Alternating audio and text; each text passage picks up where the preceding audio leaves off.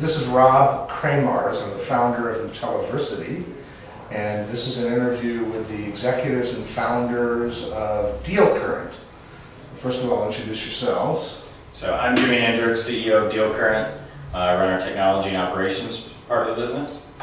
I'm Dillon, co-founder as well, president. I handle the sales and marketing of the business. Very good, very good. So I just want to explain what this video is and put in a little disclaimer for you. This is not a promotional video for Dillon or for an investment in Dillon. This is not a solicitation to invest in the company, nor is it an offer to sell securities. You're strongly advised, if you're interested in this company, to undertake your own investigation independently and your own due diligence, and to interview the executives on your own.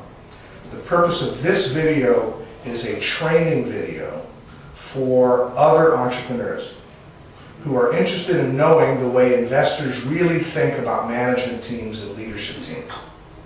So I'm going to be asking these gentlemen some questions about their team, about their teamwork, their corporate culture, how they work together, how they make some decisions, so that you can get to know them better, and most important, so that you as a fellow entrepreneur can get a better idea of the way investors may think about a management team, but may not tell you.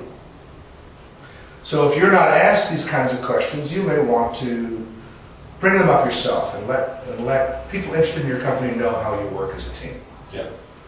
Because in fact, we all know now that investors are much more concerned about the people than they are about the product. And they're much more concerned about the company culture than they are about the technology. Because that's what's going to win for you.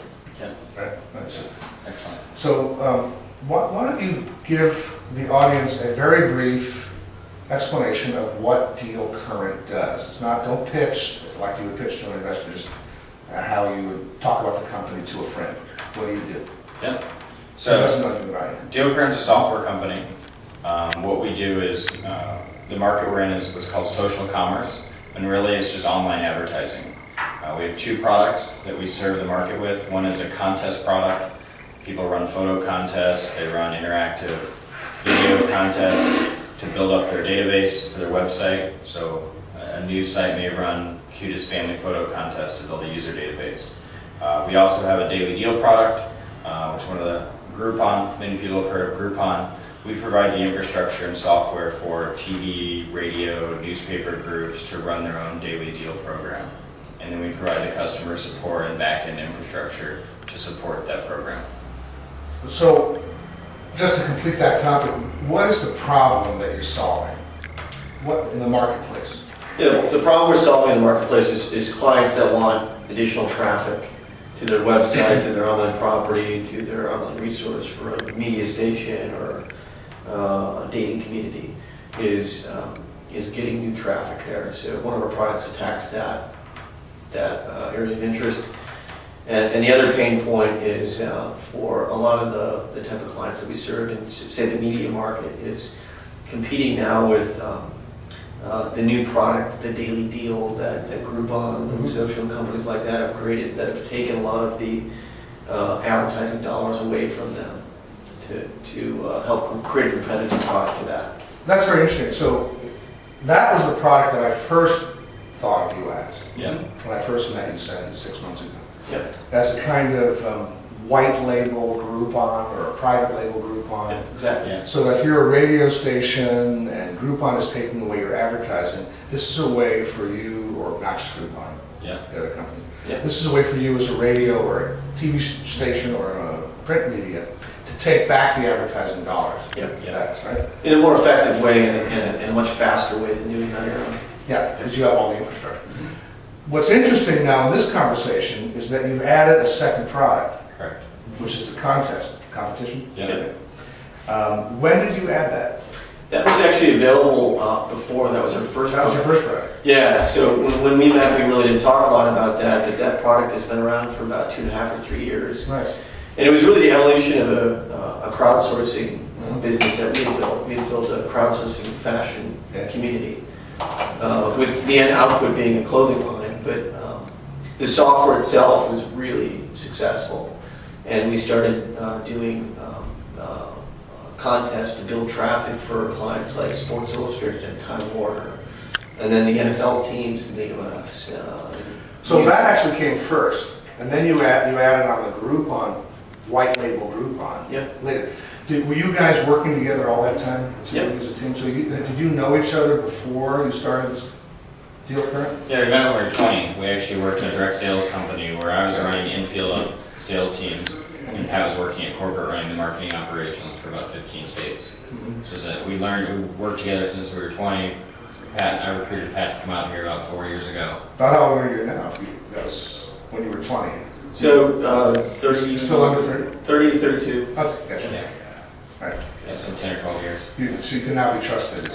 Yeah, for sure. And we had we're very fortunate to be working with a lot of really like-minded, very type A personalities when we were young. And Jimmy and I, as business people, gravitated towards each other. We really had a lot of mutual respect for each other. And, there's sort of that common adage in businesses: don't start a business with your friend. Well, for us, it was very much the opposite experience. Yeah. Right, I don't hold that position. Don't start a business with somebody you don't trust. Right.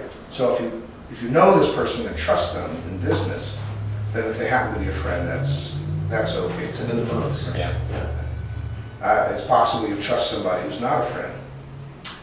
So Yeah, it's possible. I hold the opposite point of view. Yep. Start a business with someone you trust. Trust requires knowledge. Knowledge requires time and experience. So you had time, experience, knowledge, and trust built up. So you started.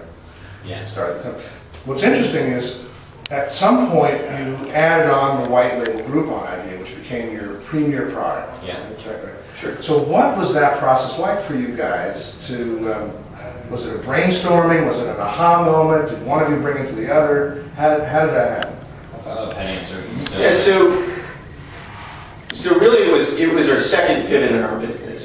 Pivots in our business were very important. Yeah. There were huge learning lessons. There was a lot that came out of each one of them. We learned things about speed and decision-making processes and quick execution and how to rally the team behind it.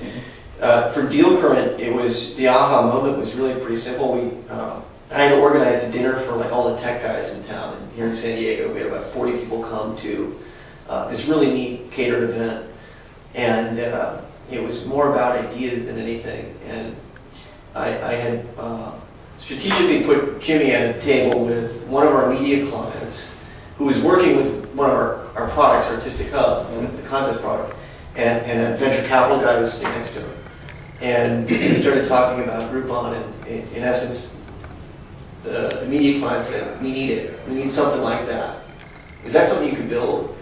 And the venture capital guy said, if you built that for them, do you need any money? And so it was sort of an aha moment there. This is an idea that has some fruit.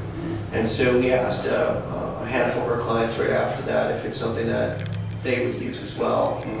And really kudos to Jimmy there. He rallied the team pretty quickly. Within a week, we had a logo, a name, a website built.